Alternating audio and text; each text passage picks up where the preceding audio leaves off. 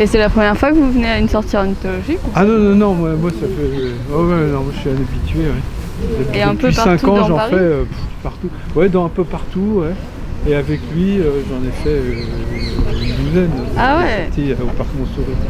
Lui, il fait le parc Montsouris, il fait aussi des sorties au bois de Vincennes, de temps en temps à Fontainebleau aussi. Tout le monde l'a bien entendu là. Hein. Ah ouais. Donc ça c'est le pied vert. Ça fait ça. C'est le chouca des tours. On entend toujours le troglodyte là. C'est les troglodytes. Ouais. Tot, tot, tot, tot, trrr. Alors le troglodyte, pensez à une petite mitraillette. Trrr.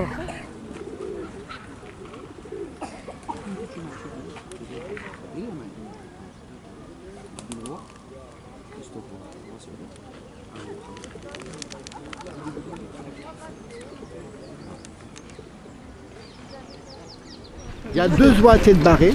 Celles-là, elles sont originaires donc de Chine, pas de l'Asie. Et bizarrement, c'est l'oiseau qui vole le plus haut au monde. Avec une espèce de grue. Parce que en Chine, enfin quand les oiseaux migrent, elles sont obligées de contourner l'Himalaya. Ça veut dire qu'ils sont capables de voler à 8700 mètres. Je ne sais pas si on se rend compte, mais il n'y a pratiquement pas d'oxygène, il fait moins 50 degrés. Donc ils ont développé une cage thoracique un peu bizarre et un peu spéciale. Ils se sont adaptés. Nous, à tête barrée, ils lui ont coupé les plumes. Elle a été jointée. Ouais, ouais. Tu te rends compte? Mais c'était donc ça fait longtemps, on va passer les voir. Mais ça fait longtemps qu'elles ont été jointées. Les jointages est interdit en France. Mais non, on le fait plus. C'est Ouais, interdit c'est en interdit France maintenant. depuis 2007. Ah ouais. D'accord. Et sauf ça pour pas qu'ils que- continuent. Enfin, ce qui est interdit, c'est de couper le morceau d'aile. Oui. Certains coupent encore les plumes, mais c'est moins grave. Parce que couper les plumes, les oiseaux muent, donc les plumes repoussent. Sauf que lorsque tu coupes l'aile, tu handicapes l'oiseau. quoi. Donc, Et pourquoi, Les doigts, quoi. pourquoi En fait, on tu- veut les faire c'est parce comme que si on c'était coupait des les oiseaux doigts. d'ornement et que donc les parcs, enfin les villes achetaient ces oiseaux, ils ne voulaient pas qu'ils s'en aillent. Donc c'était pour les garder. Et du coup ça a été interdit, mais ça a mis du temps à évoluer. Ça vit combien de temps une oie barrée? Écoute, moi celle-là, donc je les vois depuis 30 ans, 6-7 ans, mais je croise un photographe, il dit mais mon ami, elles sont là depuis au moins 25 ans. Bon, je sais pas si c'est pas de Marseille, parce que... Alors, il faut toujours faire distinguer l'espérance de vie et la vie moyenne, la durée de vie moyenne. Parce que l'espérance de vie, comme ça, donc ici où c'est pas prédaté, donc elles vont rester plus de 20 ans. De la nature, c'est diminué par 2 quand même, hein. Ouais. Donc voire par 3. Et le cygne noir, Ah oui, mais c'est ceux qui sont les moins farouches, non? ils sont pas farouches, ouais. Ouais, c'est Ouais, ça. c'est Ils les s'approchent.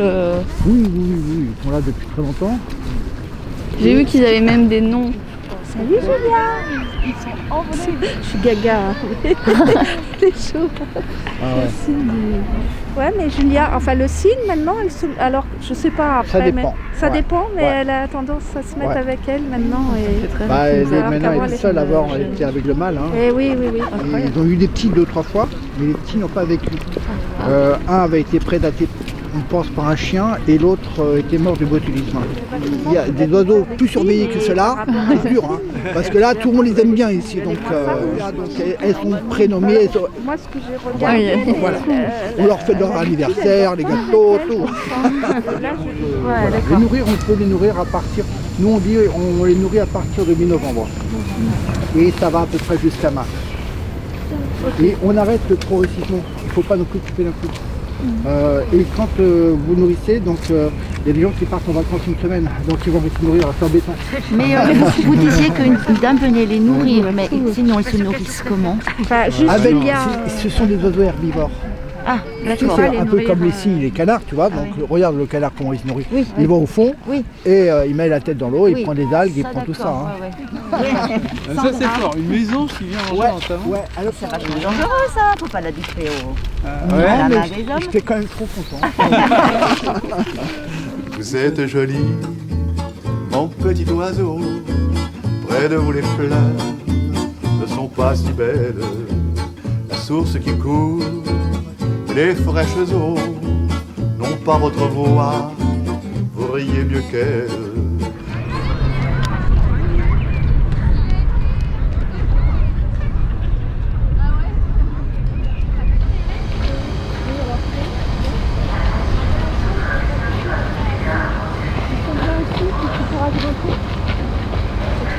une parcelle ici, donc on avait eu une réunion il y a quelques temps avec la ville de Paris qui gère donc tout le parc Montsouris.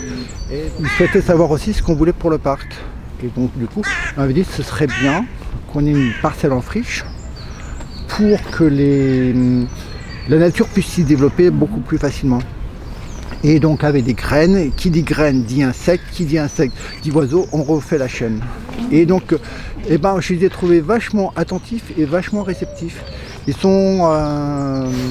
je m'attendais à une opposition où il fallait que du propre et du beau pour les gens qui se promènent. Ils ont dit non, on est conscient qu'il faut donc améliorer effectivement tout le parc pour la biodiversité.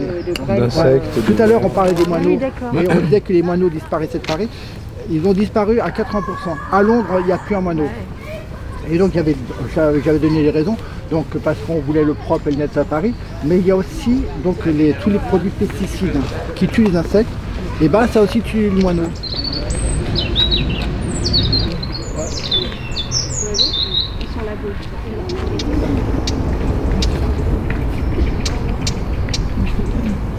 C'est le tac-tac d'alarme de la fauvette à Telmar. Qu'est-ce qui les inquiète? C'est nous? Oui, c'est parce qu'on fait passer, mais c'est normal. Hein. Ouais, ils ont l'habitude quand même.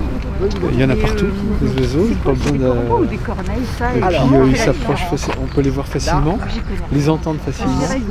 Et puis après, quand on s'intéresse aux oiseaux, on s'intéresse à toute la nature, parce que comme ils font partie d'un cycle, on s'intéresse aux insectes, aux arbres, aux plantes.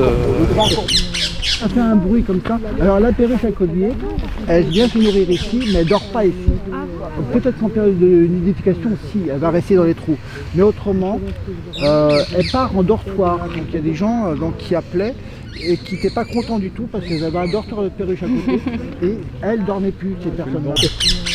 Alors c'est une espèce invasive, mais maintenant qui s'est bien acclimatée, on n'a pas encore mesuré finalement quelles seraient les conséquences sur les autres espèces. C'est quand même un oiseau qui est costaud. Et donc, comme elle occupe les loges, elle empêchera peut-être certaines espèces de nicher, quoi. Et c'est un peu tout le problème. Elle est invasive quand elle n'est pas de chez nous, quand elle n'est pas du tout, quand elle a été importée à un certain moment et qu'elle se répand. Tout le monde a pensé qu'à l'époque, elle n'allait pas survivre à l'hiver. Et là, aujourd'hui, on a à peu près 6 000 à 7 000 perruches en région Île-de-France.